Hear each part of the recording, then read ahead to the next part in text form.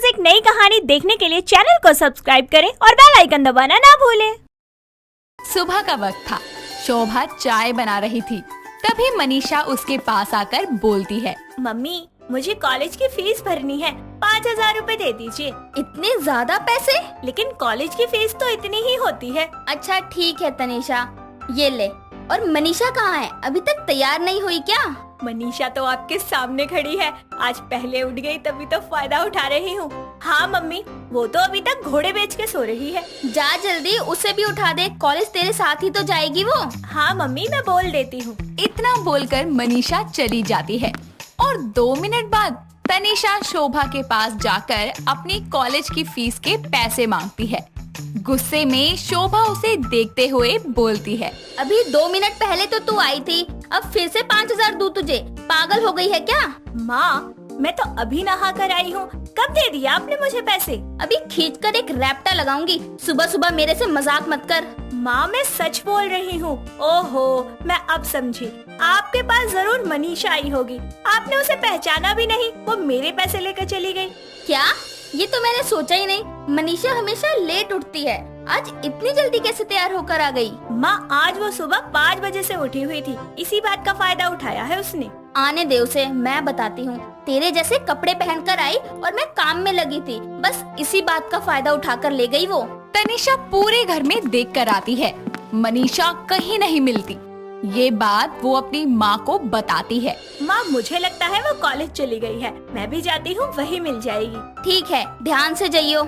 ये बोलकर वो कॉलेज पहुँचती है और उसकी फ्रेंड से मनीषा के बारे में पूछने लगती है, जिसके बाद उसकी दोस्त रिया कहती है, तुम्हारी बहन मनीषा ऊपर वाली कैंटीन में बैठी है। आज तो उसने पार्टी दे दी हम सबको। कौन सी पार्टी? कैसी पार्टी? अरे उसकी बर्थडे पार्टी। वो कह रही थी मैं तुम सबको पार्टी नहीं दे पाई, इसलिए अब दे रही हूँ। उसके बर्थडे की पार्टी? अरे ऐसा कैसे हो सकता है? हमारा बर्थडे तो एक साथ आता है और अभी उसमें 4 महीने बाकी है। ये लड़की मेरे फीस के पैसे उड़ाई जा रही है। इससे पहले ये सारे पैसे उड़ा दे, मुझे इस तक पहुंचना होगा। इतना बोलकर वो मनीषा के पास पहुंचती है और उससे कहती है, मनीषा, क्या कर रही है तू? ये तू पागल हो गई है? मेरी कॉलेज के फीस के पैसे लुटाए जा रही है। अच्छा, तो तू आ गई और तुझे पता चल गया। पहले तो तू तमीज से बात कर, तेरी बड़ी बहन हूँ मैं। 6 मिनट पहले हो गई तो इसका मतलब तो बड़ी नहीं है। आया समझ में? जुड़वा है हम तो सब कुछ बराबर का है। ये ले पकड़ 3,000 रूपए। 2,000 रूपए पार्टी में लग गए। बेटा, पैसे तो तू ही देगी, चाहे फिर तेरी पॉकेट मनी से ही क्यों न लेने पड़े। मैं जब दूंगी तब ना। चिल बेबी, मम्मी से कहकर ले लूंगी। दोनों लड़ ही रही होती है कि उसकी फ्रेंड रिया वहाँ आकर बोलती है, अरे तुम में से मनीषा कौन है और तनीषा कौन है? समझ ही नहीं आ रहा। बहुत सिंपल है, गेस कर। मुझे समझ नहीं आ रहा, तुम ही बता दो। अरे तनीषा को देख और मुझे देख। इसके होठों के ऊपर तिल है और मेरे होठों के नीचे तिल है। वैसे गलती तेरी नहीं है, कभी कभी हमारे घर वाले भी धोखा खा जाते हैं और आज तो मैंने मम्मी को ही पागल बना दिया। देख रिया, जरा भी शर्म नहीं आ रही इसको।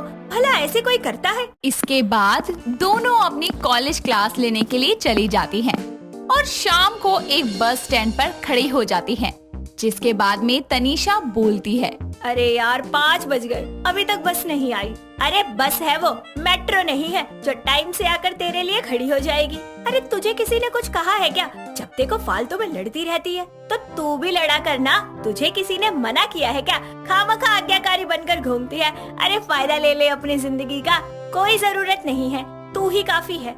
दोनों झगड़ने लगती हैं कि रिया स्कूटी पर आती है और मनीषा उसी के साथ में चली जाती है और बेचारी तनीषा को बस का वेट करते हुए आधा घंटा बीत जाता है। तभी एक चोर आकर उसके पर्स पर झपट जाता है, लेकिन तनीषा अपने पर्स को बचाते हुए बोलती है, छोड़ छोड़ मेरा पर्स, वरना तुझे बहुत मारूंगी। तभी वहाँ एक शुभम नाम का लड़का आकर उसकी हेल्प करता है और उस चोर को मार मार कर भगा देता है, जिसके बाद में वो उसे बोलता है, ये लीजिए आपका पर्स। आप ठीक तो है ना? उसने कुछ किया तो नहीं? जी मैं बिल्कुल ठीक हूँ, थैंक यू मेरी हेल्प करने के लिए। कोई बात नहीं, अगर आपको बुरा न लगे तो मैं आपको ड्रॉप कर दूं? अरे कोई बात नहीं, मैं खुद चली जाऊंगी। देखिए अंधेरा होने को आया है, आप मेरे साथ सेफ रहेंगी, आई प्रॉमिस। शुभम की बात मानकर तनीषा उसके साथ बैठ जाती है और वो उसे घर पर ड्रॉप कर देता है। अगले दिन भी उसी बस स्टॉप पर शुभम तनीषा का वेट करता है। कुछ देर बाद में तनीषा वहाँ आती है और वो उससे बातचीत करने लगता है, जिसके बाद वो उसे घर ड्रॉप करता है। ये सिलसिला काफी हफ्तों तक चलता है। ऐसे ही एक दिन तनीषा को बुखार आता है और वो कॉलेज नहीं आती। उस दिन रिया भी कॉलेज नहीं आई थी और मनीषा बस का वेट कर रही थी। तभी वहाँ शुभम आता है और उसका हाथ प्यार से पकड़कर बाइक पर बैठने को कहता है। तभी मनीषा गुस्से में बोलती है, ओ हेलो भैया, कौन हो तुम? मेरा हाथ पकड़ने की हिम्मत कैसे हुई? मजाक कर रही हो ना तुम? चलो आओ, मैंने तुम्हारे लिए एक बहुत बढ़िया सरप्राइज रखा है, चलो। अबे ओ साले, पागल हो गया है क्या? फालतू में चेप हो रहा है मेरे। अरे मुझे नहीं चाहिए तेरा कोई भी सरप्राइज। एक बार में कल्टी हो जाए यहाँ से, वरना मेरा पारा हाई हो गया ना तो तुझे यहीं ढेर कर दूंगी। यार तुम कैसे बातें कर रही हो अपने बॉयफ्रेंड से? ऐसे थोड़ी होता है। तनीषा, इतनी भी क्या नाराजगी? 5 मिनट ही तो लेट आया हूँ, अब गुस्सा थूक भी दो। क्या कहा तुमने? तुम तनीषा के बॉयफ्रेंड हो? हाँ बॉयफ्रेंड हूँ। ये कैसी बात कर रही हो तुम तनीषा? मैं शुभम, भूल गई क्या? अरे ओ ढक्कन, मैं मनीषा नहीं तनीषा हूँ। मनीषा मेरी जुड़वा बहन है, उसे बुखार है इसीलिए वो आज कॉलेज नहीं आई। क्या तुम दोनों जुड़वा बहनें हो? और क्या हुआ तनीषा को? डॉक्टर के पास नहीं गई क्या वो? प्लीज तुम मुझे उससे मिलवा दोगी, मुझे बहुत टेंशन हो रही है। हाँ मिलवा दूंगी, लेकिन पहले तुम्हें मुझे एक चॉकलेट दिलवानी होगी और मुझे घर भी ड्रॉप करना होगा। ठीक है। इस तरह वो उसे चॉकलेट दिला देता है और घर के बाहर बाइक पर खड़ा हो जाता है।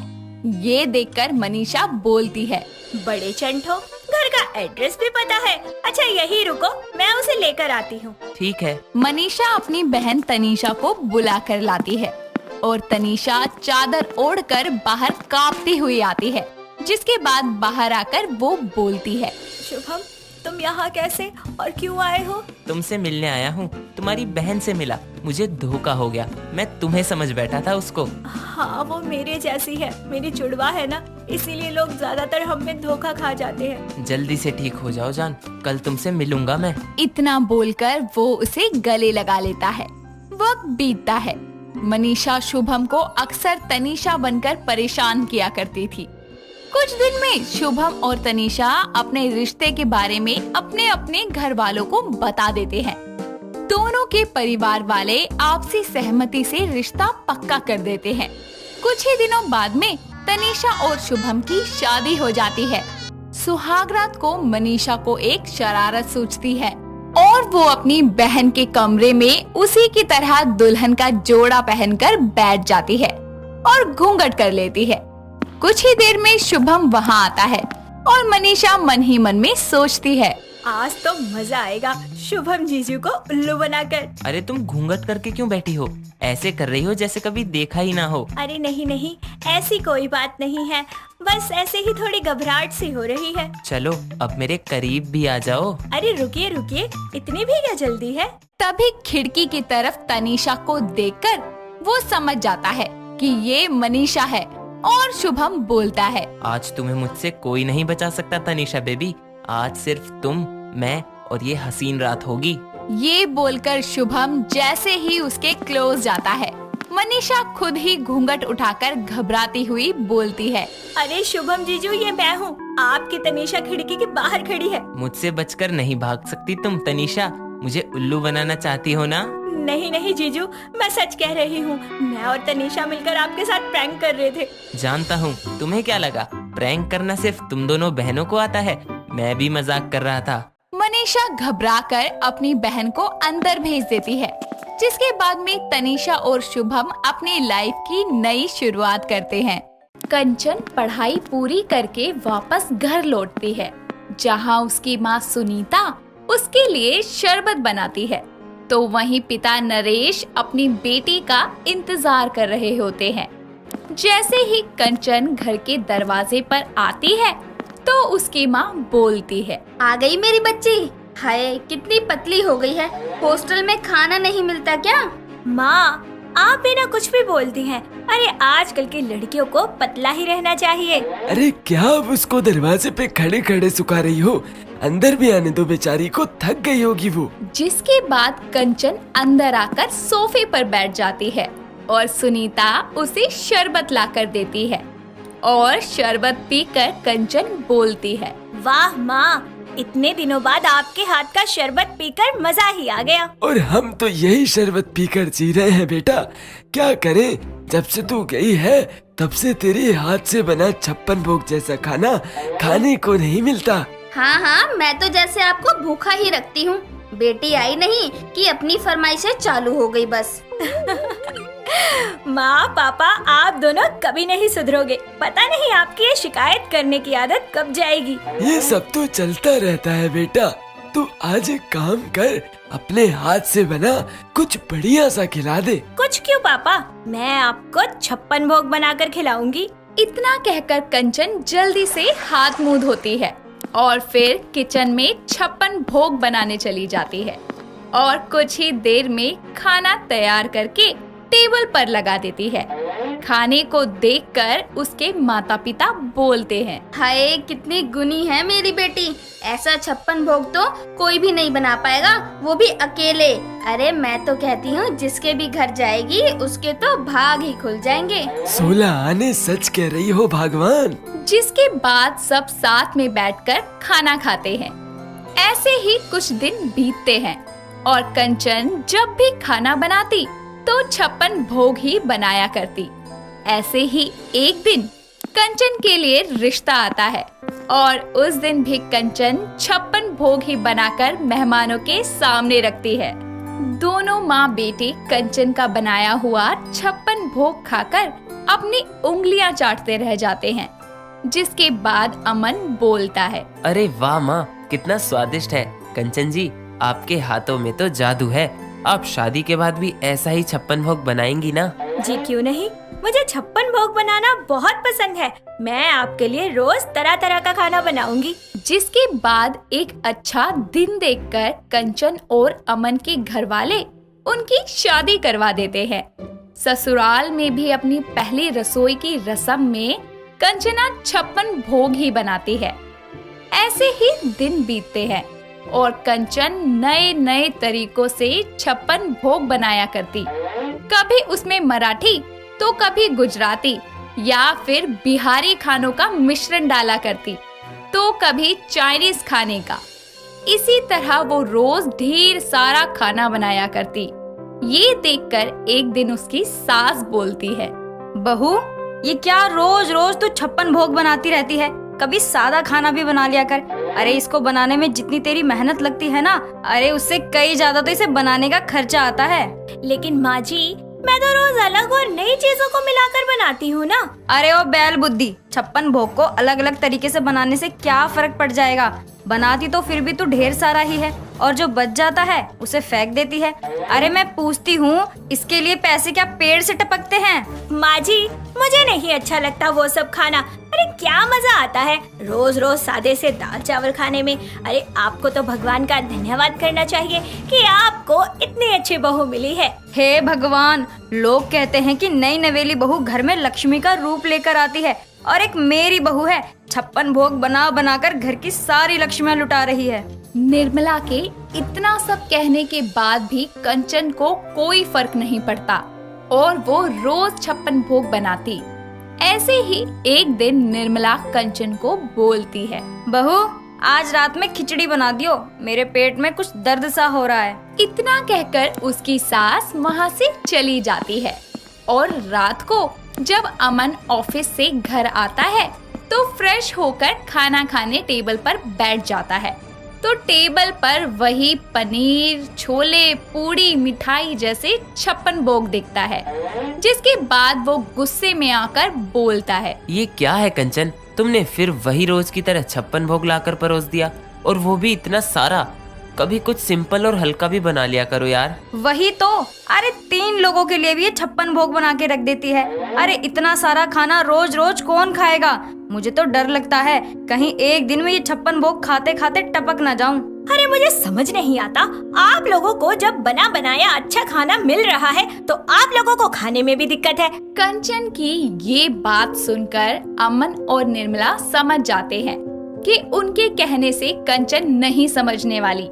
इसीलिए वो दोनों मिलकर कंचन को सही रास्ते पे लाने के लिए प्लान बनाते हैं। और एक दिन अमन जब ऑफिस से घर आता है तो वो बोलता है, माँ, कंचन, ऑफिस दूसरी जगह शिफ्ट हो गया है, जिसके कारण कुछ एम्प्लॉयज को नौकरी से निकाल दिया है, जिसमें मैं भी शामिल हूँ। और आप दोनों को तो पता है कि ये घर हमें ऑफिस की तरफ से ही मिला था, तो अब हमें इसे भी छोड़ना पड़ेगा। क्या अब हमें ये घर छोड़ना पड़ेगा? अमन जी, फिर हम कहाँ जाएंगे? मैंने अपनी सेविंग से एक छोटा सा घर किराए पर लिया है। अब हमें वहीं रहना होगा जब तक कि मुझे कोई दूसरी नौकरी नहीं मिल जाती। ये सब सुनने के बाद तो जैसे कंचन के होश ही उड़ जाते हैं। फिर वो तीनों अपना जरूरी सामान लेकर किराए के मकान में रहने लगते हैं। और ऐसे ही एक दिन कंचन अपनी सास से बोलती है, माँ जी, बाजार से कुछ सब्जियाँ ले आइए ना, घर में कुछ भी नहीं है बनाने को। अरे तुझे तो पता है कि सब्जियां फ्री में नहीं मिलती, और मेरे पास पैसे नहीं है कि मैं रोज रोज कुछ अलग अलग खरीदूं, तो जो कुछ भी घर में है वही बना दे। अरे हाँ, मैं तो भूल ही गई कि महारानी को 56 भोग बनाने की आदत है, इनसे तो कुछ और बनेगा ही नहीं। इतना कहकर निर्मला खुद ही खाना बनाने लगती है और रात को तीनों मिलकर चटाई पर बैठकर खाना खाते हैं। तो कंचन अपने सामने थाली में नमक और रोटी देखकर बोलती है, माँ जी, ये क्या है? नमक और रोटी? अरे मैंने अपनी पूरी जिंदगी में कभी ऐसा खाना नहीं खाया।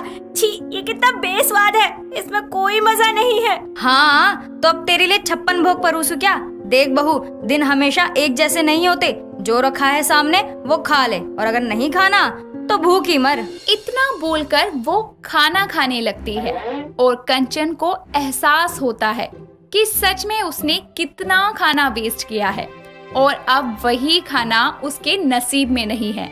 फिर वो दुखी होकर बोलती है, माँ जी, अमन जी, मुझे समझ आ गया है कि खाने की क्या अहमियत होती है। आप लोग जो भी कहते थे वो बिल्कुल ठीक था, खाना हमेशा हिसाब से ही बनाना चाहिए। तो अब तुम्हें खाने की अहमियत पता चल ही गई। तुम जानती हो, जितना खाना बचा तुम फेंक देती थी उतना तो किसी को नसीब भी नहीं होता। हाँ बहू, और 56 भोग कभी कभी ही अच्छा लगता है, हमेशा नहीं। और तुझे इस बात का एहसास हो, इसीलिए हम सब ने ये नाटक किया। नाटक मतलब? मतलब ये कि मेरी कोई नौकरी नहीं गई और ना ही हमारा घर हमसे लिया गया है। वो तो तुम्हारे हाथ का बना 56 भोग बार बार ना खाना पड़े और बाकी खाना ऐसे बर्बाद ना हो, इसीलिए हमने ये सब किया। ऐसे ही अगले दिन वो लोग अपने पहले वाले घर में आते हैं और अब कंचन अपनी सास से सिंपल सादा खाना बनाना सीख लेती है। ऐसे ही कंचन और उसका परिवार खुशी खुशी रहने लगता है। सुहानी अपने पति श्याम के साथ बाहर घूमने जाती है, जहां उसकी बचपन की दोस्त मोनिका उसको देखकर उसके पास आती है और उससे बोलती है, क्या बात है, तू शादी के बाद इतनी बिजी हो गई कि अपनी बचपन की दोस्त को ही भूल गई? नहीं यार, ऐसा कुछ नहीं है। अच्छा, तो मिलवा अपने पति से। ये है मेरे पति श्याम। ये है तेरा पति। वैसे रंग के हिसाब से नाम सही है, श्याम। रंग भी सांवला और नाम भी श्याम। मैं देख रही हूँ तुझे कुछ ज्यादा ही हंसी आ रही है। हंसी तो आएगी ही ना, तू खुद को देख और अपने पति को। पता नहीं तूने ऐसे सांवले इंसान से कैसे शादी कर ली। मैं तो ऐसे इंसान से कभी बात भी ना करूं, शादी तो दूर की बात है। मुझे इनसे प्यार है, ना कि इनके रंग रूप से। और रंग में रखा ही क्या है, सांवले तो कृष्ण भगवान भी थे, पर उन्हें भी तो सब प्यार करते थे ना। तो वैसे ही मुझे भी अपने सांवले बलम से बहुत प्यार है। तो पतिदेव, चले अब। सुहानी श्याम के साथ घर आ जाती है। बाहर से आने के बाद से श्याम उदास अपने रूम में बैठा होता है। श्याम को उदास देखकर सुहानी उसके पास जाती है और उससे बोलती है, क्या हुआ? आप जब से घर आए हैं मैं देख रही हूँ बहुत उदास है। तुम्हें मेरी वजह से कितना शर्मिंदा होना पड़ता है सबके सामने, है ना? ये कैसी कैसी बातें कर रहे हैं आप? और वैसे भी हम लड़कियों को ना गोरे लड़कों से ज्यादा सांवले लड़के अच्छे लगते हैं, इसलिए अब ऐसी बातें करके ना अपना और मेरा मूड मत खराब करो। अच्छा ठीक है। अच्छा आप फ्रेश हो जाइए, मैं तब तक डिनर की तैयारी कर लेती हूँ। इतना बोलकर सुहानी किचन में जाकर डिनर की तैयारी करने लगती है। तो वहीं श्याम YouTube खोलकर उस पर गोरा होने के टिप्स देखने लगता है। रात में सबके डिनर करने के बाद जब सुहानी सोने के लिए रूम में जाती है तो श्याम अपने हाथों में लेप लिए सुहानी के पास आता है और उससे बोलता है, सुहानी ये लेप मुझे लगा दो। इस समय? और ये किस चीज का लेप है? गोरा होने का लेप है ये, देखना इसकी मदद से मैं कुछ ही दिनों में गोरा हो जाऊंगा। आपकी तबीयत तो ठीक है ना? कैसे बहकी सी बातें कर रहे हो? लगता है आपको किसी की नजर लग गई है। रुको मैं आपकी नजर उतार देती हूँ, जरूर उस चुड़ैल मोनिका की नजर लगी होगी आपको। अरे मुझे कोई नजर नहीं लगी, मैं बिल्कुल ठीक हूँ। अगर मेरे लिए कुछ करना ही है तो ये लेप लगा दो ताकि मैं भी जल्दी से गोरा हो जाऊँ। हाँ लगाती हूँ, पर उससे पहले आपको काला टीका तो लगा दूँ। यार जो करना है करो, पर ये लेप अभी लगाओ।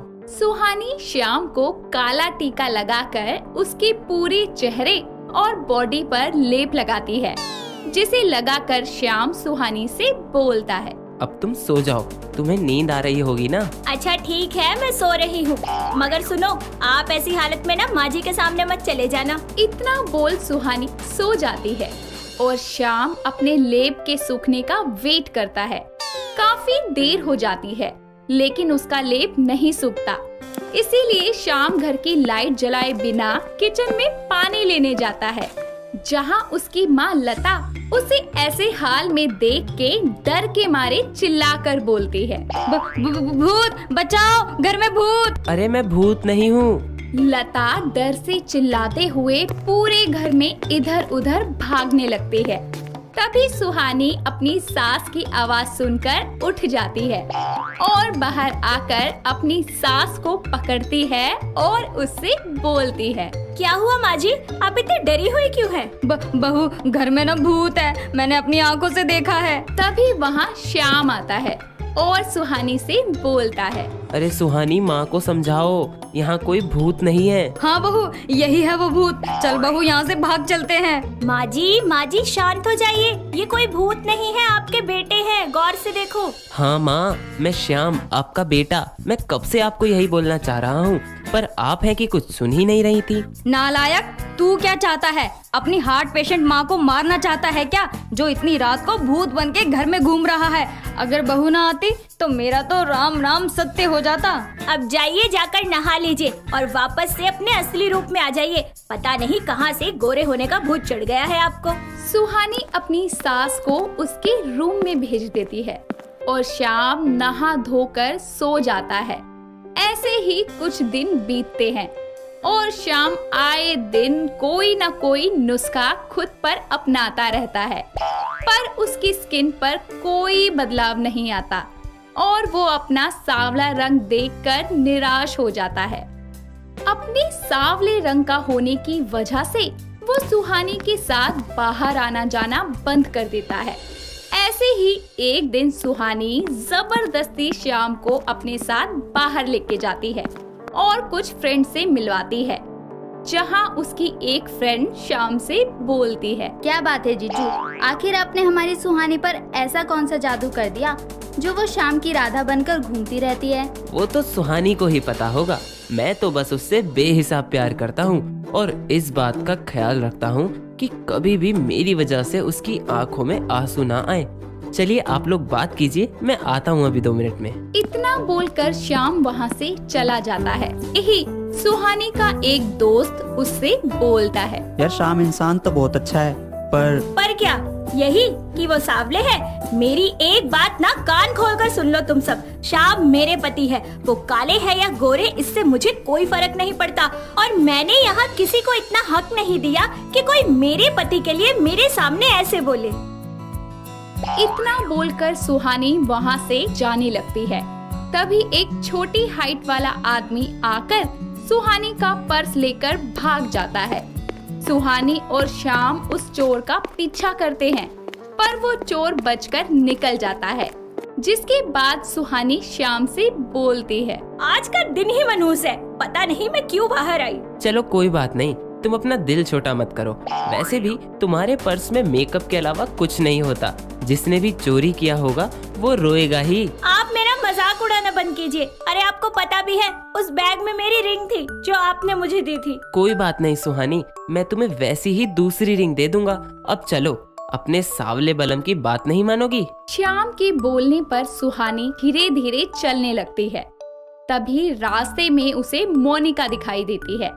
मोनिका को देखकर सुहानी उसके पास जाती है और सुहानी बोलती है, अरे मोनिका, तूने शादी कर ली? अरे बताया भी नहीं, बुलाया भी नहीं। हाँ वो अब तुझे पता तो है यार, शादी के बाद जिम्मेदारियाँ कितनी बढ़ जाती हैं और जल्दी जल्दी टाइम ही नहीं मिला कि किसी को बता सकूं कुछ। अच्छा चल कोई बात नहीं, शादी में नहीं बुलाया तो ना सही, कम से कम अपने पति की फोटो ही दिखा दे, मैं भी तो देखूं तेरा पति कितना हैंडसम है। अरे वो ना मेरा फोन खराब हो गया तो उनकी फोटो है नहीं अभी। मोनिका बहाने मारकर वहाँ से जा ही रही होती है कि तभी वही आदमी जिसने सुहानी का पर्स चोरी किया था वो मोनिका के पास आता है और उससे बोलता है, मोनिका डार्लिंग, घर चलो, आज का खर्चा निकल गया है। इतना बोलकर उसकी नजर सुहानी पर पड़ती है और वो सुहानी को देखकर वहाँ से भाग जाता है। ये देखकर सुहानी मोनिका का मजाक बनाते हुए उससे बोलती है, ओहो, तो ये है तेरी जीरो मूवी का हीरो। अरे इसीलिए बोलते हैं कि कभी किसी का मजाक नहीं बनाना चाहिए, नहीं तो जिंदगी हमारा ही मजाक बना देती है। और आपको भी आज ये सब देखकर समझ आ गया होगा ना कि रंग में कुछ नहीं रखा। इतना बोलकर सुहानी श्याम के साथ घर आ जाती है, जहाँ श्याम उससे अपनी गलतियों की माफी मांगता है। सुहानी भी सारी बातें भूलकर श्याम को माफ कर देती है, जिसके बाद श्याम गोरा होने के पागलपन को छोड़ देता है और अपने सावले रंग को स्वीकार कर लेता है। पूजा बहुत प्यारी और सुलझी हुई लड़की थी, जिसे नई नई घड़ियां पहनने का बहुत शौक था। उसके पिता किशोरी लाल का निधन उसके बचपन में ही हो गया था। उसकी माँ माया भी अपनी बेटी को किसी चीज के लिए भी रोका टोका नहीं करती। ऐसे ही एक दिन पूजा अपनी माँ से बोलती है, माँ मुझे 5,000 रुपए दे दो, मार्केट में नई घड़ी आई है, मुझे वो लेनी है। बेटा कैसी बातें करती है, तूने अभी तो 10,000 की घड़ी ली थी और अब फिर से? माँ अगर पिताजी जिंदा होते ना तो वो मुझे कभी मना नहीं करते। काश उस दिन उनके साथ साथ मैं भी इस दुनिया से चली गई होती। इतना बोलकर पूजा रोती हुई अपने कमरे में चली जाती है और बेचारी माया का दिल बुरी तरह टूट जाता है। माया अपने घर की तिजोरी से अपनी दवाई के लिए बचाए हुए पैसे निकालती है और पूजा को देती हुई बोलती है, गुड़िया ऐसी छोटी छोटी बातों पर रोया नहीं करते बेटा, ये ले पैसे और ले आ जो तुझे चाहिए। सच्ची माँ तुम बहुत प्यारी हो, आई लव यू, और मुझे माफ कर दो, मैंने गुस्से में तुम्हें ज्यादा ही कह दिया, सॉरी माँ। कोई नहीं बच्चे, मुझे पता है तू मुझसे बहुत प्यार करती है मेरी लाडो, तेरे बिना मेरा है ही कौन, फिर कभी ऐसा मत कहना। पूजा पैसे लेकर खुशी खुशी वॉच शॉप पर जाती है और सेल्समैन से बोलती है, भैया ये घड़ी कितने की है? मैं मात्र 5,000 रुपए, आज ही आई है मार्केट में, ब्रांड न्यू है। ओके पैक कर दो। पूजा वॉच लेकर घर आती है और अपनी माँ को दिखाती हुई बोलती है, माँ देखो ये घड़ी कितनी सुंदर है, बस 5,000 की है। तू खुश है बेटी, मुझे और कुछ नहीं चाहिए। पूजा वॉच को ले जाकर अपनी बाकी की घड़ियों के साथ रख देती है और कपड़ों से मैचिंग की दूसरी घड़ी पहनकर कॉलेज जाती है, जहाँ उसका बॉयफ्रेंड उसे बोलता है, पूजा इतनी लेट क्यों आई तुम, कहाँ थी? जान मेरी माँ ने मुझे नई घड़ी दिलवाई है, वो भी पूरे 5,000 की। पूजा तुम्हारे पिता के देहांत के बाद तुम्हारी माँ ने तुमको बहुत प्यार से पाला है, तुमको उनके पैसे ऐसे फिजूल खर्च नहीं करवाने चाहिए। ओ हेलो, फिजूल खर्ची किसे बोल रहे हो? अरे एक ही तो शौक है मेरा घड़ियों का, अब वो भी पूरा ना करूं? खुद तो तुम इतने चिंदी हो कि आज तक मुझे कुछ नहीं दिलवाया, टॉफी तक नहीं दिलवाई, अब मेरी माँ दिलवा रही है तो भी तुम्हें मिर्चियाँ लग रही हैं। तुमको तो समझाना ही बेकार है, आज के बाद मुझसे कभी बात मत करना, एक दिन तुम्हें खुद समझ आ जाएगा कि तुम अपने बेफालतू के शौक पूरे करने के लिए कितना गलत कर रही हो। साहिल इतना बोलकर चला जाता है और पूजा भी अपनी क्लासेस लेकर वापस घर आ जाती है। घर आकर पूजा देखती है कि उसकी माँ बेड पर पड़ी हुई खांस रही है, जिसे देखकर पूजा उसे उठाती हुई बोलती है, माँ क्या हुआ, तुम ठीक तो हो ना? हाँ बेटा मैं ठीक हूँ, वो मेरी दवाई खत्म हो गई थी तो तू ले आ और बचे हुए पैसे मुझे लाकर दे दियो। तेरे पिताजी की पेंशन थोड़ी ही बची है और उससे ही घर चलाना है। ठीक है माँ, जैसा तुम बोलो। पूजा दवाई लेने निकल जाती है और दवाई लेकर आते हुए उसे दिखाई देता है कि वॉच की उसी शॉप पर सेल लगी है। पूजा को कुछ समझ नहीं आता और वो शॉप के अंदर चली जाती है, जिसके बाद सेल्समैन उसे देखकर बोलता है, अरे मैम, आप फिर? आप परसों ही तो 5,000 की घड़ी लेकर गए थे। ओह, तो अब मुझे तुमसे पूछ के घड़ी खरीदनी है क्या? सॉरी मैम, मेरा वो मतलब नहीं था। बताइए आपको क्या दिखाऊं? अब क्या घड़ी की शॉप पर गोलगप्पे खाने थोड़ी ना आऊंगी। चलो जल्दी से मुझे अच्छी अच्छी घड़ियाँ दिखा दो। पूजा बचे हुए पैसों से वॉच खरीद लेती है और घर आ जाती है, जिसके बाद वो घड़ी को अपनी माँ को दिखाते हुए बोलती है, माँ देखो मैं कितनी सुंदर घड़ी लेकर आई हूँ, वो भी सेल से। पूजा बेटा मैंने तुझे मना किया था पैसे बर्बाद मत करियो, पर तू पैसे बर्बाद नहीं किए माँ, सस्ती घड़ी लाई हूँ, महंगी नहीं लाई। बेटा पैसे बचाना सीख, अगर यूं ही फिजूल खर्ची करती रही तो जल्दी हम सड़क पर आ जाएंगे। पूजा माया के समझाने पर भी उसकी एक नहीं सुनती और आए दिन घड़ियां खरीदती रहती। ऐसे ही दिन बीतते हैं और एक दिन माया रसोई में काम करते करते चक्कर खाके गिर जाती है। तभी वहाँ पूजा आती है और अपनी माँ को ऐसे देखकर घबरा जाती है, जिसके बाद वो तुरंत उसे हॉस्पिटल लेके जाती है, जहाँ जाने पर डॉक्टर माया को देखकर पूजा से बोलती है, अरे ये क्या हो गया इनको? डॉक्टर पता नहीं माँ को क्या हुआ, वो अचानक से बेहोश हो गई, पहले तो बिल्कुल ठीक थी। नहीं मिस पूजा, आप गलत हैं। आपकी माँ को पिछले 6 महीनों से लंग्स में दिक्कत है। ये अपना इलाज करवाने इसी हॉस्पिटल में आती हैं। मैंने इन्हें कई बार बोला है कि अपना ऑपरेशन करवा लें, पर ये हर बार ये बोल के टाल देती थी कि मेरी पूजा के लिए घड़ी लेनी है। लेकिन अब अगर इन्होंने 1 हफ्ते के अंदर अंदर ऑपरेशन नहीं करवाया तो इन्हें बचाना बहुत मुश्किल होगा। डॉक्टर कितने पैसों की जरूरत है? ऑपरेशन का खर्चा 50,000 रुपए तक आएगा। पूजा को डॉक्टर की बात सुनकर गहरा सदमा लगता है और उसे अपनी गलती का एहसास होता है कि कैसे वो अपने शौक को पूरा करने के लिए अपनी माँ से जिद करके पैसे लेती थी और माया कैसे भी करके उसे पैसे दे देती थी। पूजा फूट फूट कर वहीं रोने लगती है और अपने हाथ की घड़ी उतारकर फेंक देती है, जिसके बाद वो भागी भागी साहिल के पास जाती है और उससे बोलती है, साहिल मुझे 50,000 रुपए की बहुत जरूरत है, प्लीज मेरी मदद कर दो। क्यों, क्या हुआ? मार्केट में कोई नई घड़ी आई है क्या? नहीं, मेरी माँ बीमार है, उनके इलाज के लिए चाहिए, वो कमला हॉस्पिटल में एडमिट है। शर्म करो पूजा, एक घड़ी के लिए झूठ तो मत बोलो। और वैसे भी मैंने तो आज तक तुमको एक टॉफी भी नहीं दिलवाई ना, तो अब क्यों करूं मैं मदद तुम्हारी? लेकिन साहिल पूजा की बात पर यकीन नहीं करता और वहाँ से चला जाता है, जिसके बाद पूजा रोते हुए खुद से बोलती है, भगवान, अगर मैंने फालतू खर्चे किए ना होते तो आज मेरी माँ ऐसे जिंदगी और मौत के बीच में झूल नहीं रही होती। मैंने अपने शौक को पूरा करने के लिए अपनी माँ की जान को खतरे में डाल दिया। कितनी बुरी बेटी हूँ मैं। पूजा बेचारी रोते हुए अपनी बात सेल्समैन को बताती है, जिसे सुनकर वो बोलता है, मैम मैं आपके पैसों से तो मदद नहीं कर सकता, पर आपको एक सलाह दे सकता हूँ। प्लीज बताओ, मैं अपनी माँ के लिए कुछ भी कर सकती हूँ। मैम हमारी कंपनी पुरानी घड़ियाँ भी खरीदती है, अगर आप चाहें तो अपनी पुरानी घड़ियाँ हमें बेच सकती हैं, शायद आपकी कुछ मदद हो जाए। और हमारे यहाँ एक फीमेल सेल्स गर्ल की भी जरूरत है, अगर आप चाहें तो हमारे यहाँ काम भी कर सकती हो। आपने तो मुझे मेरी जिंदगी दे दी, थैंक यू। पूजा भागी भागी अपने घर आती है और अपनी सारी घड़ियों को उठाकर उनसे बोलती है, तुम मेरे लिए इम्पोर्टेंट हो, पर मेरी माँ से ज्यादा नहीं। पूजा अपनी सब वॉच को ले जाकर दुकान पर बेच देती है।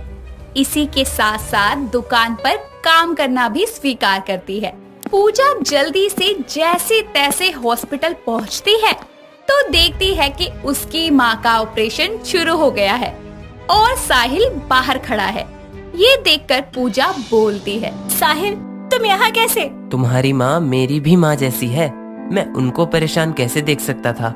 वो सब मैंने इसलिए किया ताकि तुमको तुम्हारी गलती का एहसास हो। पूजा साहिल से माफी मांगती है और घड़ी बेचकर आए हुए पैसे साहिल को दे देती है। कुछ देर बाद में पूजा की माँ को होश आता है और पूजा माया से भी माफी मांगती है, जिसके बाद पूजा घड़ी का शौक छोड़ देती है और घड़ी की दुकान पर काम करना शुरू करती है। इसी के साथ साथ पूजा समझ जाती है कि शौक और पागलपन में फर्क होता है। दोस्तों, अगर आपको ये कहानी पसंद आई तो इसे लाइक करें, शेयर करें और कमेंट करके बताएं कि कहानी में आपको सबसे अच्छा क्या लगा।